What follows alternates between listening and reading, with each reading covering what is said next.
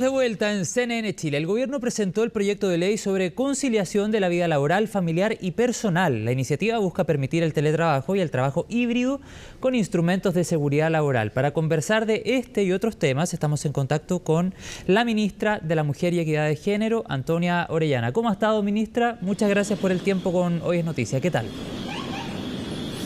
Hola, buenas tardes, ¿qué tal?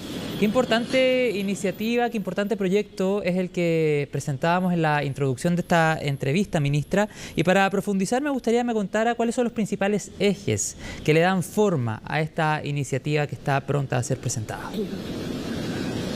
Bueno, en primer lugar, este es un proyecto que nace de la búsqueda de diálogo. ¿Ya? Actualmente en el Congreso existen cerca de 15 mociones parlamentarias distintas respecto a este punto.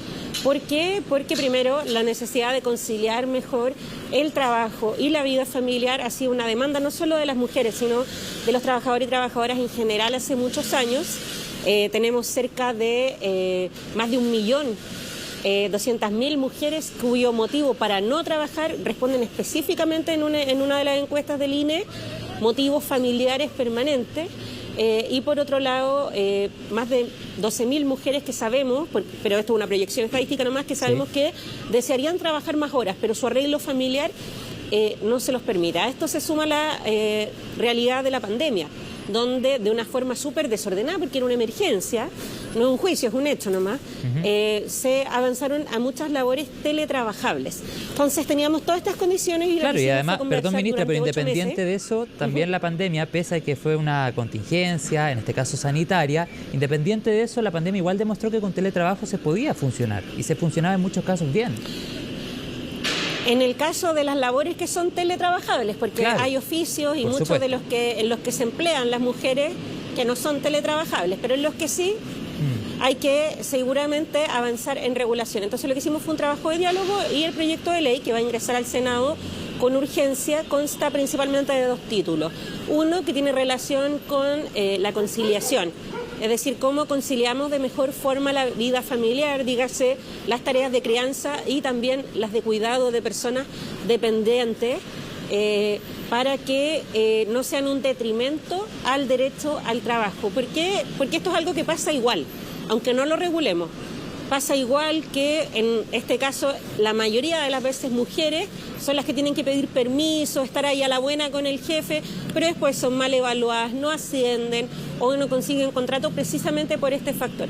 Y por otro lado tenemos un segundo capítulo del proyecto de ley que tiene que ver con regular lo que tiene que ver con el teletrabajo, cómo se ejerce y cuáles son las jornadas híbridas, cómo se vuelve si uno estuvo en teletrabajo un rato, cómo se vuelve y también cómo prevenimos riesgos psicolaborales a quienes estamos quienes están teletrabajando. Por ejemplo, todo lo que tiene que ver con la salud ocupacional, digamos, los dolores físicos asociados a estar todo el día en la misma posición, cómo prevenimos el derecho a la desconexión, la jornada y su extensión cuando se está en la casa, todas esas son materias del segundo capítulo. Entonces tenemos un proyecto de ley que es bien robusto, que fue construido en un diálogo que fue bastante transversal. Tuvimos organizaciones de madres, cuidadoras, sindicatos, organizaciones de empleadores, el acompañamiento de la Organización Internacional del Trabajo, y creemos que esto va a permitir que tenga un rápido avance en el Congreso. Y todo esto con instrumentos de seguridad laboral, como estábamos conversando al inicio de esta entrevista. Usted nos decía, construimos este proyecto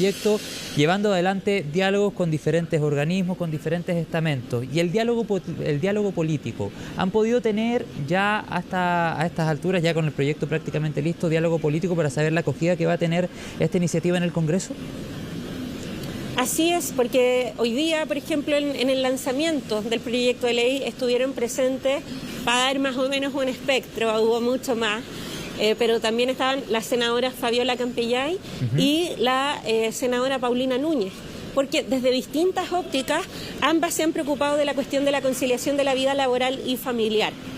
La senadora Campillay desde la perspectiva de las personas con discapacidad y quienes las cuidan, y la senadora Núñez desde la óptica de las madres trabajadoras de labores que son teletrabajables. Entonces aquí tenemos un proyecto que fue construido desde la necesidad de diálogo, porque como decíamos, había 15 proyectos ahí dando vueltas distintos en el Congreso y por lo tanto había que poner un marco, una conversación que permitiera ponernos de acuerdo. Nosotros creemos que con la ministra Jara aquí vamos a poder demostrar que el diálogo político rinde frutos cuando se tiene en el centro el bienestar de las personas, y que si logramos pasar adelante con esta ley va a ser un complemento a otras políticas del gobierno, sí, claro, que son pro familia, como las 40 horas o como el proyecto de ley que vamos a presentar a fin de año, que es el Sistema Nacional de Cuidado.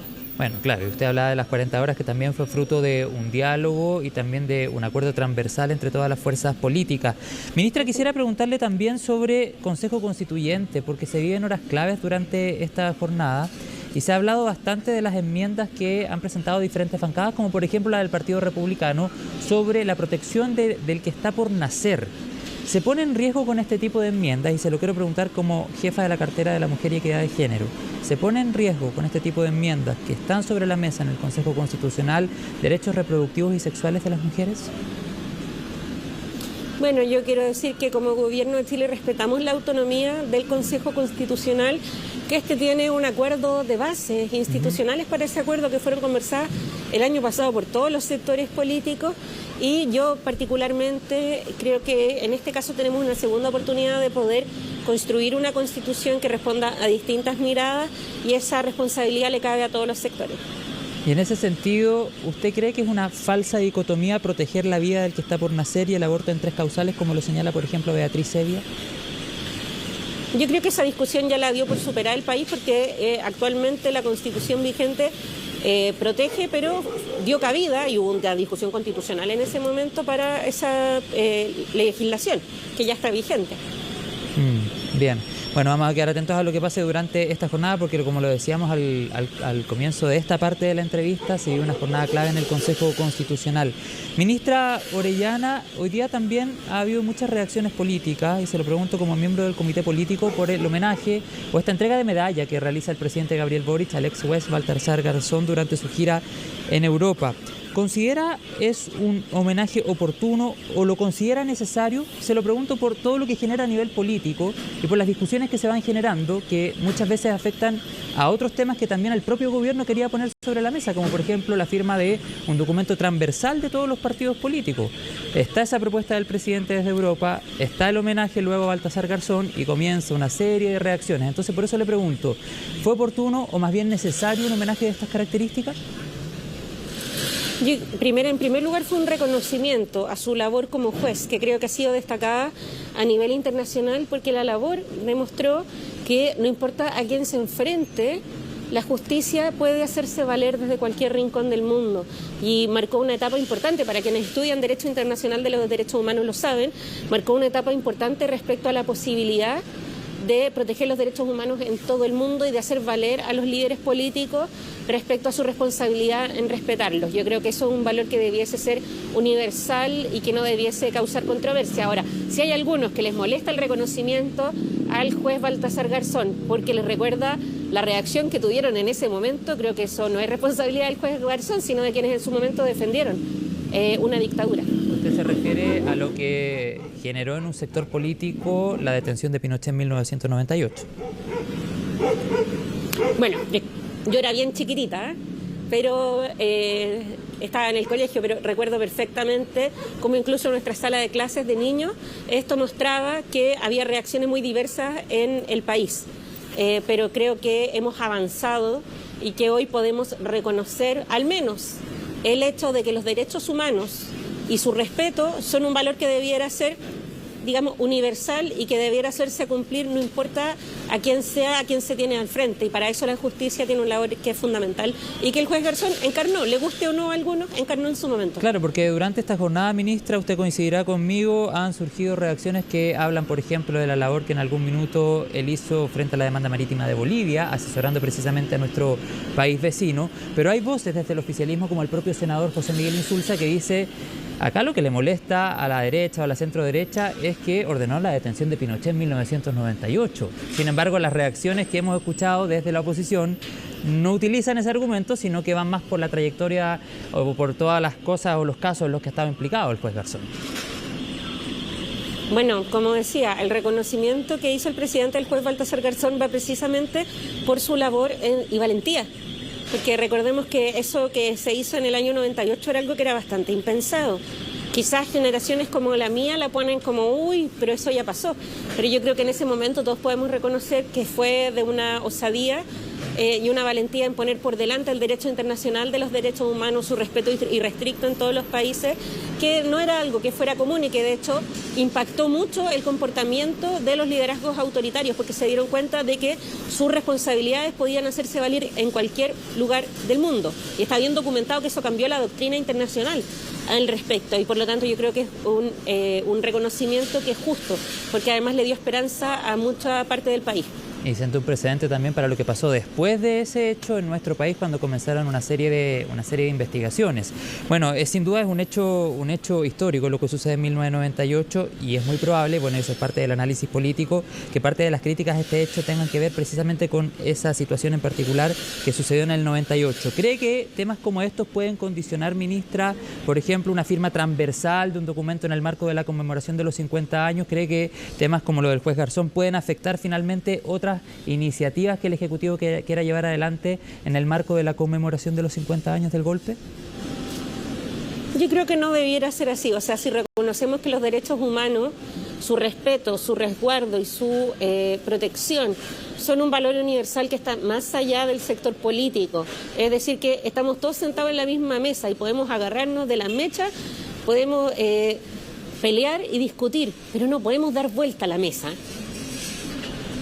Sí. Yo creo que no debiera ser contradictorio el respeto a los derechos humanos, el reconocer a un juez que trabajó por ellos y el firmar un compromiso, una carta, tal como se hizo hace unos pocos meses en Uruguay desde todos los sectores políticos, comprometiéndonos a no dar vuelta a la mesa. ¿Y por qué cree que hay sectores que no quieren firmarla sencillamente, que ya lo han manifestado así o que al menos van en esa línea?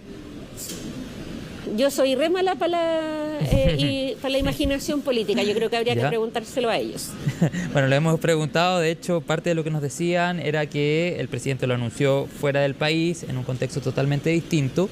Y también nos señalaba, de hecho, hace pocos minutos atrás el senador Chaguán, cómo vamos a poder firmar algo si no sabemos qué contenido en específico va a tener, dónde se va a firmar, etcétera. ¿Pasó algo, ministra? Sí, vamos a retomar la comunicación con la ministra de la Mujer, Antonia Orellana. Ella está entregándonos estas entrevistas desde un punto de la región metropolitana. Por supuesto, vamos a retomar la conversación, la entrevista en los próximos segundos. Estábamos hablando de esta medalla que le entrega el presidente de la República al ex juez Baltasar Garzón, esto durante su gira en Europa. Y de hecho, el canciller, ministra, Alberto Van Claveren, señalaba durante esta jornada que es una medalla que también se le entregó a Joan Manuel Serrat, que no es una condecoración, sino que es solo la entrega de una medalla. Bueno, es parte de lo que estábamos conversando con la ministra Antonia Orellana. ¿Todo bien, ministra? ¿Allá dónde estaba? Sí. ¿Sí? Sí, que estoy con mi hijo. Ya, perfecto, pero todo en orden entonces. Bueno, ministra, aparte de las reacciones, sí. yo le decía que el senador Chaguán, que conversaba con nosotros hace pocos segundos atrás, nos señalaba que cómo vamos a firmar algo si el presidente lo anuncia en otro país y no sabemos el contenido exacto que va a tener este documento. Yo creo que eso es poner un poquito la carreta delante de los bueyes, es una invitación a poder conversar respecto al respeto irrestricto de la democracia y el valor universal de los derechos humanos. Me parece que esos dos contenidos son suficientes para poder sentarse a conversar. Ministra, en otro tema, usted es militante de Convergencia Social. Ayer tuvieron un encuentro los miembros de su partido. ¿Están las condiciones para hablar de un partido único que aglutina todo el Frente Amplio? O sea, yo creo que las condiciones están porque está ocurriendo, pero en tanto ministra de la Mujer llegué, o sea, se está conversando al respecto y fue la resolución que dio el Congreso Político Estratégico de mi partido. Ahora yo como ministra de la Mujer y Equidad de Género tengo que responder a todo el gobierno y no solamente a mi partido. Así que me parece positivo que haya llamados a mayor unidad y creo que eso es lo que necesitamos en estos momentos. Porque RD dice, esta es una discusión que tenemos que dar recién el próximo año. Hoy tenemos que abocarnos a resolver el denominado caso convenio. Las discusiones de los partidos le corresponden a los partidos políticos. Yo soy militante, pero yo ocupo un lugar en el gobierno y por lo tanto no me corresponde reemplazar el lugar que ellos ocupan. Bueno, parte entonces del análisis. Ministra, yo le quiero agradecer. ¿Cuáles son los plazos para la ley que estábamos hablando al comienzo? ¿Cuándo se presenta? Va a ingresar al Senado con urgencia. ¿Con urgencia? Ya ingresó. ¿Ya? Así es. ingresó el día de hoy a la Semana Legislativa y esperamos prontamente poder estar conversando al respecto en la Comisión de Trabajo del Senado. Perfecto, ministra, vamos a quedar muy atentos a eso. Le agradezco la conversación, que tenga una buena tarde. Muchas gracias a ustedes.